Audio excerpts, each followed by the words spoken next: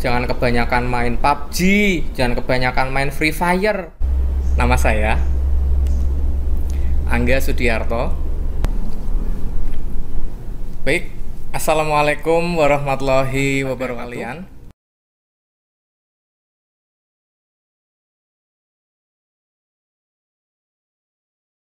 Nah, untuk yang daring, apa saja Pak persiapannya?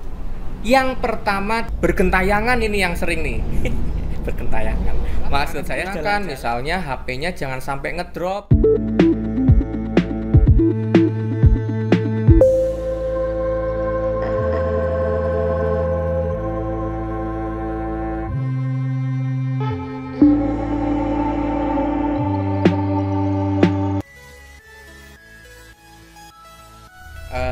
Akan saya sampaikan juga sedikit mengenai struktur kurikulum yang ada di SMP. Apa sih Pak struktur kurikulum itu? Nah, struktur kurikulum ini merupakan muatan mata pelajaran yang akan kalian pelajari pada jenjang SMP. Pada jenjang SD kemarin ya, saya yakin banyak perbedaan dengan struktur kurikulum yang ada di SMP. Misal saja yang paling sederhana ya. Di SD kemarin paling banyak dalam satu kelas kalian diajar oleh berapa guru? Kan mungkin hanya sekitar 4-5 guru saja ya. Contoh misalnya guru kelas satu orang, nggak ganti-ganti nih. Dari semester 1 sampai semester 2 ya itu terus. Guru kelas 1, 2, 3, 4, 5 ya beda-beda. Kelas 1 ya guru kelasnya itu terus, kelas 2 guru kelasnya itu terus, dan seterusnya. Kemudian selain guru kelas ada juga guru mapel. Nah, guru mapel ini biasanya ada guru penjas. Nah, guru penjas ini biasanya beda ya. Yang ngajar itu bukan guru kelas. Iya Pak ya? Iya. Jadi guru penjas ini orangnya beda dengan guru guru kelas ya. Orangnya berbeda. Kemudian ada juga guru agama. Guru pendidikan agama ini juga biasanya berbeda orangnya ya. Bu gurunya atau Pak gurunya itu berbeda dengan Pak guru atau Bu guru penjaskes maupun Pak guru, Bu guru, Bu kelas. Pak guru, Bu guru, guru kelas. Nah, itu. Jadi udah ada 3 guru nih, guru kelas, guru penjas, sama guru apa tadi? Pendidikan agama.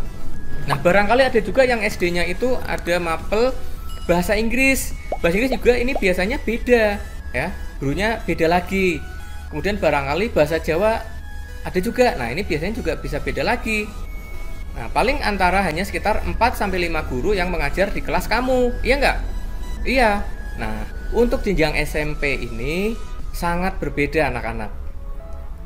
Di jenjang SMP itu ada sekitar 11 mapel. Ada 11 mata pelajaran yang akan kalian pelajari, yang akan kalian terima, dan gurunya itu beda-beda. Antara mapel yang satu dengan yang lain itu gurunya beda ya. Maka kalian juga harus mempersiapkan buku catatan, buku materi, kemudian kalau dimungkinkan ada buku ulangan sendiri. Masing-masing mapel itu beda, jangan dicampur ya. Buku untuk mapel bahasa Indonesia sendiri, untuk mapel agama sendiri, dan seterusnya. Jangan dicampur seperti SD kemarin gitu. Nah, apa saja sih struktur kurikulum atau mata pelajaran atau muatan kurikulum yang akan kalian pelajari di SMP ya? Yang pertama adalah pendidikan agama dan budi pekerti. Ini muatannya 3 jam pelajaran per minggu ya. Yang kedua ada pendidikan Pancasila dan kewarganegaraan. Yang ketiga bahasa Indonesia. Nah, ini bahasa Indonesia lumayan banyak, 6 jam per minggu. Jadi nanti kalian lebih sering ketemu sama guru mapel bahasa Indonesia nih. Minimal dalam 1 minggu itu ketemu 2 kali. Kemudian yang keempat ada matematika, ini 5 jam. Kelas 7, 8, 9 sama saja ya muatan kurikulumnya. Kemudian yang kelima ada ilmu pengetahuan alam, ini juga 5 jam. Oh iya, untuk ilmu pengetahuan alam ini bentuknya terpadu anak-anak, tidak dipisah, biologi sendiri, fisika sendiri, itu tidak, tapi terpadu. Satu guru yang ngajar ilmu pengetahuan alam. Kalau dulu pada saat saya SMP itu pernah guru biologinya Bu Siti misalnya, kemudian guru fisikanya Pak Irham misalnya, itu bisa dulu ya. Tapi sekarang itu sama, guru IPA ya ngajar biologi, yang ngajar fisika juga. Kemudian ada guru IPS, ini juga sama ya, IPS terpadu. Kalau dulu pernah ada IPS di SMP ya, di SMP itu pernah ada IPS ekonomi, IPS geografi, dan IPS sejarah. Untuk SMP sekarang tidak lagi. Sekarang pakainya IPS terpadu. Jadi satu guru IPS ini mengajar mapel sejarah, geografi, dan ekonomi. Nah, kalau SMA beda. Kalau SMA nantilah itu urusannya SMA ya. Kalau SMA sih beda. Guru IPS geografinya sendiri, sejarahnya sendiri, ekonominya sendiri, sosiologinya sendiri. Macam-macam lah pokoknya kalau SMA. Kalau SMP sih enggak, ini masih terpadu ya. IPA-nya terpadu, IPS-nya juga terpadu. Kemudian yang selanjutnya bahasa Inggris. Muatannya 4 jam, seni budaya 3 jam. Kemudian pendidikan jasmani, olahraga dan kesehatan 3 jam. Kemudian yang selanjutnya prakarya 2 jam. Ini ketutupan saya dikit ya. Oke, saya miringin dikit. Prakarya 2 jam anak-anak. Kemudian bahasa Jawa juga 2 jam. Nah, jumlahnya ada 40 jam. Nah, yang kelas 9 ketutupan nih. Yang kelas 9 juga 40 jam sama ya. Ada 40 jam per minggu mata pelajaran, muatan kurikulum yang harus kalian pelajari. Sampai sini ada yang mau ditanyakan? Tidak ada. Kalau tidak ada, saya lanjutkan. Yang selanjutnya adalah mode pembelajaran ya. Kalau biasa jadwal pelajaran dulu ya. Jadwal pelajaran dulu deh. Oke. Untuk situasi pandemi seperti ini, kita melaksanakan pembelajaran daring anak-anak. Jadi kita tidak melakukan tatap muka di kampus SMP Negeri 1 Pemalang, tapi kita melakukan pembelajaran online atau dalam jaringan. Nah, jadwal pelajaran sudah disesuaikan, sudah disusun, tapi ini sifatnya masih tentatif. Bisa saja nanti ada perubahan jadwal pelajaran atau mode yang digunakan. Yang pasti ini saya informasikan dulu untuk jadwal pelajaran sementara ini yang akan dilaksanakan mulai hari Senin. Itu seperti ini anak-anak, seperti yang tampil pada tampilan yang kalian lihat ya. Hari Senin waktunya jam 7.30 sampai jam 13 ya. Mata pelajarannya cuma 2. Hari Senin ini cuma 2. Pendidikan agama dan budi pekerti, satunya bahasa Indonesia ya. Jadi nanti tergantung guru mapelnya. Guru mapelnya ini bisa saja misalnya pendidikan agama jam 7.30 sampai jam 9. Kemudian setelah itu istirahat setengah jam, dilanjutkan bahasa Indonesia atau gimana, nanti akan diinformasikan lebih lanjut anak-anak ya. Melalui apa? Melalui grup WhatsApp masing-masing kelas. Maka dari itu kalian diharapkan untuk selalu stay tune, selalu pantau, selalu lihat informasi yang ada pada grup kelas masing-masing ya. Kalau hari Senin kalian persiapkan mapelnya itu pendidikan agama Islam dan budi pekerti, satunya bahasa Indonesia. Hari Selasanya bahasa Inggris dan penjas orkes dan seterusnya. Paham ya sampai sini ya? Oke, kalau paham kita lanjutkan. Mode pembelajarannya ya. Sekarang mode pembelajarannya. Jadi untuk pembelajaran di masa pandemi COVID-19 ini kita menggunakan mode daring dalam jaringan atau online ya. Yang pertama melalui grup belajar WhatsApp masing-masing kelas. Jadi masing-masing kelas itu membuat grup WhatsApp yang anggotanya semua siswa dan wali kelas tersebut. Nih. Yang selanjutnya media belajar lain. Nah, media belajar lain ini biasanya masing-masing guru mata pelajaran berbeda anak-anak. Ada yang pakainya website, ada yang pakainya video seperti saya ini, ada yang pakainya Google Classroom, Moodle, Edmodo, kemudian Microsoft Teams dan lain sebagainya ya. Nanti akan saya singgung sedikit, akan saya kasih tahu penampakannya seperti apa. Penampakan maksudnya tampilan-tampilan pembelajaran daring ya. Nanti akan saya sampaikan setelah ini. Setelah ini nanti akan saya tampilkan contohnya. Nah, setelah ini jenis-jenisnya dulu ya. Oke, itu mode pembelajaran untuk masa pandemi COVID-19 ini menggunakan mode daring ya. Yang paling inti ada di grup belajar WhatsApp masing-masing kelas. Di grup belajar itu nantinya akan di-share, diinformasikan mengenai masing-masing mata pelajaran mau pakai apa. Nanti kalian tinggal menyesuaikan saja. Paham ya sampai sini ya? Oke, kalau paham kita lanjutkan ke contoh pembelajaran daring. Nah, pembelajaran daring ini itu kita menggunakan virtual class ya, atau kelas maya.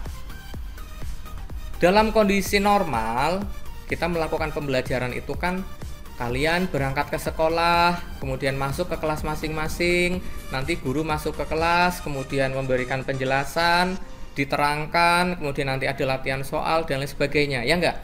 Nah, kalau untuk pembelajaran mode daring ini kita bisa menggunakan virtual class atau kelas maya. Nah, banyak sekali jenis atau macam kelas maya yang bisa dimanfaatkan ya. Mulai dari yang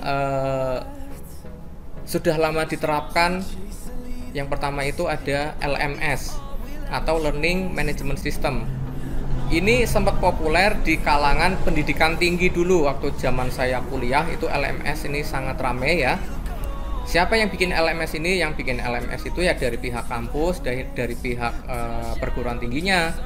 Nanti pihak kampus ini membuat LMS, kemudian input data dosen dan input data mahasiswa. Nah, ini juga bisa diterapkan di sekolah sebetulnya ya. Bisa, sangat bisa sekali. Nah, untuk LMS ini masih sangat sederhana, yang mana di sana dulu itu hanya bisa sharing materi, kemudian absensi tanpa ada pembelajaran interaktifnya. Di awal-awal LMS itu seperti itu. Kemudian berkembang berkembang menjadi LCMS. LCMS ini adalah Learning Content Management System. Jadi dalam LMS ditambahkan konten-konten virtual interaktif. Contoh kayak video-video pembelajaran, kemudian media pembelajaran, kemudian kuis yang bisa diakses secara online, nanti nilainya bisa langsung keluar dan sebagainya. Nah, LCMS ini pengembangan dari LMS. Kemudian yang ketiga ada SLN. Karena minat masyarakat mengenai social network atau media sosial ini sangat tinggi, akhirnya ada pihak swasta pengembang yang mengembangkan kombinasi antara media sosial dengan learning management system ya. Saat itu populer dengan nama Edmodo. Wah, sempat rame ini sekitar tahun 2010 sampai 2015-an ini sempat rame. Namanya Edmodo. Kalau kalian penasaran bisa kalian googling saja, cek googling Edmodo, tulisannya EDMODO, Edmodo. Saya juga dulu pernah pakai, saya terapkan di SMK ya. Pernah saya sebelum pandemi ini terjadi, saya sudah sempat menggunakan 3 jenis kelas maya ini ya. Kemudian yang keempat ada rumah belajar Kemdikbud. Nah, rumah belajar ini adalah platform kelas maya. Sebetulnya tidak hanya kelas maya. Jadi di rumah belajar ini juga ada laboratorium maya, kemudian ada konten-konten interaktif yang sangat menarik ya. Rumah belajar ini sudah ada beberapa tahun ke belakang, sekitar 8 sampai 9 tahun lah itu dikembangkan Kemdikbud. Di sana ada berbagai macam materi, berbagai macam slideshow, kemudian video tentang semua mata pelajaran ya, baik dari SD sampai SMA. SMK juga ada ya. Rumah belajar ini dikembangkan oleh Kementerian Pendidikan dan Kebudayaan.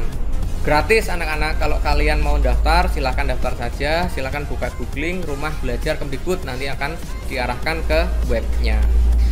Yang selanjutnya ada Office 365. Nah, ini yang lagi rame, yang sedang populer itu Office 365. Layanan ini diproduksi oleh raksasa teknologi yaitu Microsoft Corporation. Tahu kan siapa yang punya Bill Gates ya? Ya, itu. Jadi mereka mengembangkan salah satunya Office 365 untuk edukasi ya. Di sana juga bisa membuat kelas maya, kemudian bisa membuat form-form untuk ulangan, kemudian membuat presentasi, media pembelajaran digital, dan lain sebagainya. Namun sayangnya untuk layanan Office 365 ini berbayar anak-anak, gitu ya.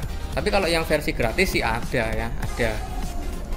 Kebetulan dengar-dengar kemarin juga Microsoft ini sudah bekerja sama dengan Kemdikbud, sudah melakukan MOU untuk Office 365 edukasi. Itu ini diterapkan untuk guru-guru yang akan memanfaatkan kelas maya di Office 365, namanya Microsoft Teams ya. Microsoft Teams ini nama kelas maya yang ada di Office 365 ya. Kemudian yang selanjutnya ada Google Classroom. Nah, Google Classroom ini sudah bukan hal yang baru. Adanya Office 365 juga sebetulnya untuk nyaingi ya, untuk nyaingi, bahasa Indonesianya apa sih? Ya, untuk menandingi raksasa teknologi yang lain yaitu Google yang sudah terlebih dahulu membuat virtual class di layanan Google, namanya Google Classroom. Oke, nanti akan saya perlihatkan penampakan lagi. Akan saya perlihatkan contoh tampilannya ya, baik itu Office 365 maupun Google Classroom. Nah, yang terakhir ada website pribadi anak-anak. Jadi masing-masing guru itu kayak saya juga mengembangkan website pribadi. Kalian bisa buka di anggasudiarto.com, itu website pribadi saya. Nanti juga ada Bapak Ibu guru yang mungkin menggunakan blog atau WordPress. Nanti kalian pantau saja di grup kelas masing-masing ya. Oke, sampai di sini materi mengenai cara belajar efektif khususnya mode daring yang akan kita laksanakan di SMP Negeri 1 Pemalang. Sampai di sini ada yang mau ditanyakan tidak? Tidak ada. Kalau tidak ada, langsung saja akan saya perlihatkan contoh penampakan terus. Berdini temen ya. Contoh tampilan kelas maya atau virtual class. Buka Google Chrome. Yang pertama ada website pribadi. Ini adalah website pribadi saya anak-anak. Nantinya juga saya akan memposting informasi-informasi mengenai mata pelajaran seni budaya khususnya ya di website saya ini. Silahkan kalian pantau terus saja. Ini juga masih ada bekas-bekas informasi pembelajaran daring yang sudah pernah saya lakukan di semester 2 kemarin.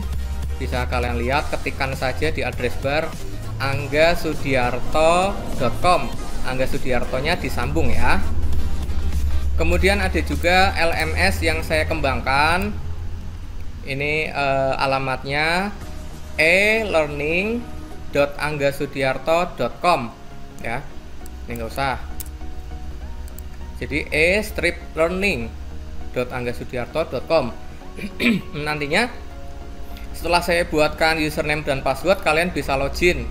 Misalnya untuk username saya menggunakan NISN kalian masing-masing, kemudian passwordnya menggunakan tanggal lahir. Nah, silahkan nanti kalian username-nya pakai NISN, passwordnya pakai tanggal lahir ya. Kemudian klik login, nanti akan masuk ke LMS yang saya buat atau Learning Management System yang sudah saya buat.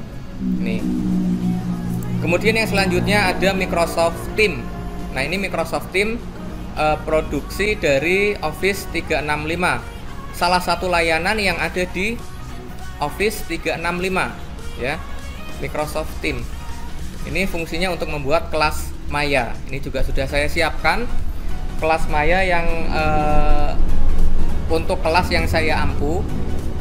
Ada SBK kelas 7A sampai kelas 7D, kemudian SBK 9I dan 9C, dan mata pelajaran SMK ya, karena saya juga kebetulan ngajar di SMK juga. Yang selanjutnya adalah Google Classroom. Nah, Google Classroom juga ini saya sudah siap, sudah membuat kelasnya. Terutama kelas yang saya ampu ada Mapel SBK kelas 7A, B, C, D, dan kelas 9 IJ. Ini adalah kelas-kelas yang saya ampu. Sudah saya buatkan kelasnya, nanti tinggal menambahkan siswanya saja. Nah, untuk membuat atau bergabung di Google Classroom, kalian harus punya akun Gmail dulu ya, akun Gmail, Gmail. Kalau kalian nggak punya, silahkan mulai persiapan ya buat akun Gmail. Tapi saya yakin kalau kalian punya HP Android, saya yakin kalian pasti punya akun Gmail ya. Untuk download di Play Store dan lain sebagainya itu harus ada akun Gmailnya soalnya ya. Jadi itu anak-anak mengenai cara belajar efektif di masa pandemi ini. Mudah-mudahan apa yang saya sampaikan bermanfaat. Kalau ada salah kata, saya mohon maaf yang sebesar-besarnya, karena kesempurnaan hanya milik Allah Subhanahu wa Ta'ala. Saya akhiri, wassalamualaikum warahmatullahi wabarakatuh. Selamat sore.